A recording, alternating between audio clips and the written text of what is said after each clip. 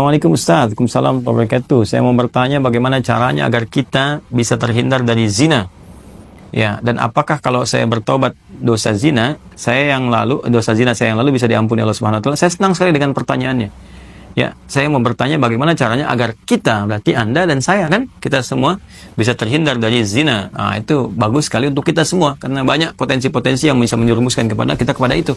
Ya, baik misalnya dari zina mata, zina telinga, zina mata melihat hal-hal yang nggak pantas untuk dilihat, ya, kebiasaan-kebiasaan yang buruk, kemudian zina telinga mendengar kalimat-kalimat yang kotor yang mengarahkan pada hasrat seksual pada tempat yang tidak benar, ya, dan perbuatan-perbuatan yang juga sekarang banyak sekali perangkat-perangkatnya. Semoga Allah hindarkan kita dari itu.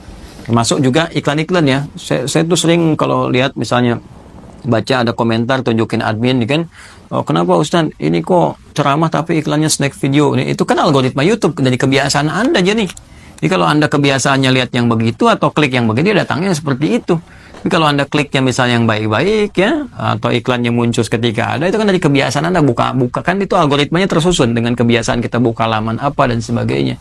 Jadi Anda sendiri sebetulnya yang mengkreasikan itu. Jadi mengkoreksi untuk membuka sesuatu itu yang benar sehingga nggak datang iklan-iklan yang nggak diharapkan gitu kan. Baik. Lalu apakah kalau ada ini si fulan atau fulan yang bertobat dosa zina yang lalu bisa diampuni? Insya Allah. Bahkan jelas ayatnya. Quran surah ke-39, ya, Az-Zumar ayat 53. Dan ini kan turun ketika ada seorang ingin bertobat dari dosanya. Ya, dan ini dosa besar gitu kan. Bahkan ada ayat menyebutkan dari zina.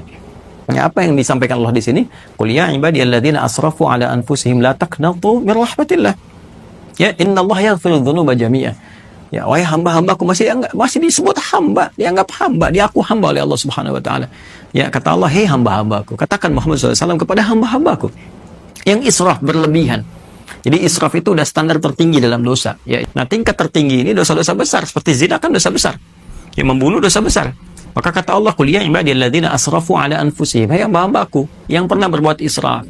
Mungkin ada sebagian yang pernah zina, pernah membunuh, dosa-dosa besar, ya, pernah korupsi, mau tobat dan sebagainya. Masya Allah, ya, alhamdulillah dia mau tobat, mau kembali karena mungkin doa orang tuanya, doa sekitarnya, kesadaran dirinya, kan? Kemudian la taqnatu min rahmatillah, jangan putus asa dari rahmat Allah Subhanahu wa taala. Innallaha yaghfiru dzunuba jami'a. Allah akan mengampuni dosa-dosa itu seluruhnya sepanjang kamu mau tobat. Sepanjang mau tobat. Makanya Allah itu sangat menyukai orang-orang yang tobat dan berusaha kemudian kita mendekat kepada Allah. Dan Allah pun berikan jalan sampai titik terakhir dia, sampai nyawa di kerongkongan.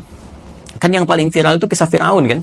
Ya, Fir'aun, Allah menerapkan keadilan, memberikan contoh kepada kita. Ini Fir'aun, Fir'aunnya, ya, yang merasa paling kuasa, hobi bunuh orang dan sebagainya, zalim dia, masih diberikan kesempatan untuk tobat dengan diberikan bimbingan dari dua nabi. Kurang apa coba Musa dengan Harun? Ya, diutus untuk Fir'aun. Ya, idhaba ila Fir'aun innahu tagha. Datanglah kepada Fir'aun, dakwahi dia dengan penuh kelembutan. Dia sudah mulai menyimpang. Jadi bukan masalah kekuasaannya yang salah. Kekuasaan silahkan berkuasa, nggak ada masalah gitu kan. Cuma ketika menyimpang dari kekuasaan, ingatkan kata Allah. Diingatkan itu karena sayang. Kalau nggak sayang dibiarin. Ya oke, kalau ada ulama bisa mengingatkan, ustaz mengingatkan, kita yang keliru dan sebagainya, nggak usah marah. Kan, nah, kalau kebaikan kita terima dengan cara yang baik dan mengingatkan pula dengan cara yang baik karena kalimat Qurannya faqula lahu qawlan layyina, katakan dengan cara yang lembut, ya, supaya dengan kelembutan itu la'allahu yatadzakkara aw yakhsha, mungkin dengan kelembutan itu dia sadar, ya, ingat kembali bahwa keliru, dia khawatir, dia takut dengan Allah Subhanahu wa taala. Jadi Firaun pun dapat diberikan petunjuk oleh Allah dengan dua nabi, bayangkan, cuman dianya yang nggak mau. Ya, begitu nyawa ke kerongkongan baru munculkan daya tawar gitu. Itu yang jadi persoalan. Ya, jadi semua punya kesempatan untuk kembali. Makanya saya sering katakan Allah sangat mencintai para pelaku maksiat yang gemar bertobat dibandingkan orang soleh yang tidak pernah merasa salah. Ya, jadi saya support teman-teman saudaraku ini atau saudariku, ya, kembali kepada Allah, ya, dan tutup semua, jangan diungkap kemana-mana. Kalau sudah berdosa, taubat kita kepada Allah, minta maaf kalau terkait dengan hak-hak manusia. Setelah minta maaf, berbuat lebih baik. Terus, dan lupakan itu semua, berbuat lebih baik sampai kita merasakan kebaikan itu nikmat dilakukan. Itu halawatul iman namanya. Itu tanda taubat kita diterima oleh Allah Subhanahu wa taala. Tanda taubat itu kan ketika kita menyesali, kemudian ada rasa nggak enak untuk mengerjakan lagi atau bahkan mendengar, ya, ini saya nggak mau dengar. Acara-acara gini sudah nggak suka dan sebagainya. Terus berganti jadi kebaikan. Nonton yang bagus-bagus, bacaan yang baik, enak sholat dan sebagainya. Itu tanda taubat kita diterima oleh Allah Subhanahu wa taala.